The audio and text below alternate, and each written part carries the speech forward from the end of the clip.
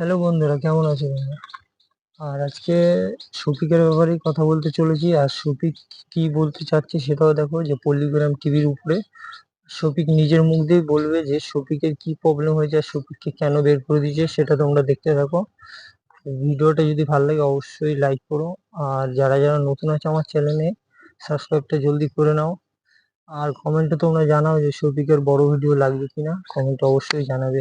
ভিডিওটা দেখতে থাকো, শফিক কি বলছে। সোশ্যাল মিডিয়ায় এইসব ভিডিও বলতা না, কিন্তু তুমি আমাকে ছোট ভাই হিসেবে ভাবোই নি। আর তারপরে বলবো মিলন স্যারকে, তো মিলন স্যারকে আমি যথেষ্ট সম্মান করি। তো মিলন স্যার বললো যে শফিককে অনেক ভালো ভাবতাম, আর দিন দিন তার ব্যবহার অনেক খারাপ। বললেন আমি নাকি আপনার সামনে সিগারেট খেয়ে বেড়াই, এই করি ওই করি। কিন্তু আপনি কি একবারও আপনি কি বুকে হাত দিয়ে বলতে পারবেন যে আপনাকে আমি খারাপ ভাষায় কথা বলেছি, আপনাকে আমি আপনাকে আমি আপনার সামনে আমি সিগারেট খেয়েছি? বলতে পারবেন? কখনো বলতে পারবেন না। কিন্তু আজ সোশ্যাল মিডিয়াতে এই কথাটা কেন বললেন যে আমি অনেক খারাপ ছেলে, এই করি ওই করি? আপনি আপনার বাড়িটা আমি গিয়েছি, আপনি তো দেখেছেন যে আমি কেমন ছেলে। আমি বলবো না যে আমি ভালো ছেলে, যেহেতু আপনারা বলেছেন। তারপরে আছে মতিউলদা। মতিউলদা কি বললেন যে শফিক অনেক খারাপ ছেলে, তাকে বুঝিয়েছি, সে আমাদের কথা বোঝেনি। তো মতিউলদা, তুমি আমাকে কবে কবে বোঝালে বলো? কোনদিন বোঝাওনি। তুমি ভুলে যাচ্ছ একটা কথা। সাথে মনে আছে একদিন আমি, তুমি আর উসমানদা ছিলাম।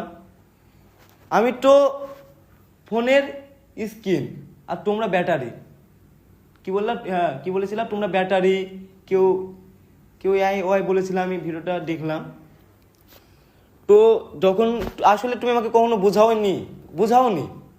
আসলে তুমি আমাকে কখনো বোঝাওনি।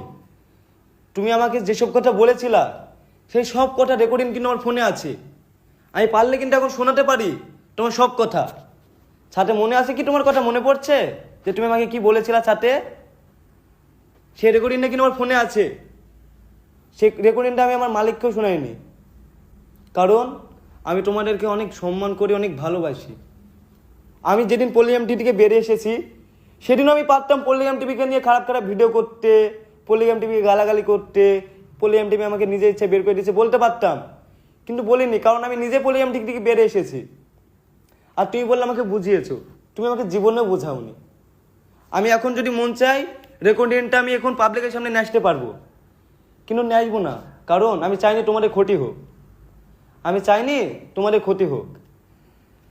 তো যাই হোক, তো বন্ধুরা, তোমরা তো পল্লিগ্রাম টিভির ভিডিও দেখলে, যেখানে পল্লিগ্রাম টিভির মালিক আমাকে বলছে, রহিম মামা, যে তুমি যেখানে আছো অনেক ভালো থাকো এবং যার সাথে ভিডিও করছো অনেক সুন্দর করে ভিডিও করো, আমি তোমার জন্য দোয়া করব। তো বিশ্বাস করবে কি আমি জানি না, কিন্তু এই কথা শোনার পর সত্যি কথা বলছি, আমি অনেক অনেক খুশি হয়েছি, অনেক খুশি হয়েছি। আর আমিও পল্লিগ্রাম টিভির জন্য একটা কথাই বলবো, যে তোমরাও অনেক দূর এগিয়ে যাও, সুন্দর সুন্দর ভিডিও করো। আর হারুন ভাই আর রহিম মামা, তোমাকে আমি একটা কথাই বলবো, যে তোমরা তোমাদের মতন কাজ করো সুন্দর করে, আর আমাকে আমার মতন ছেড়ে দাও।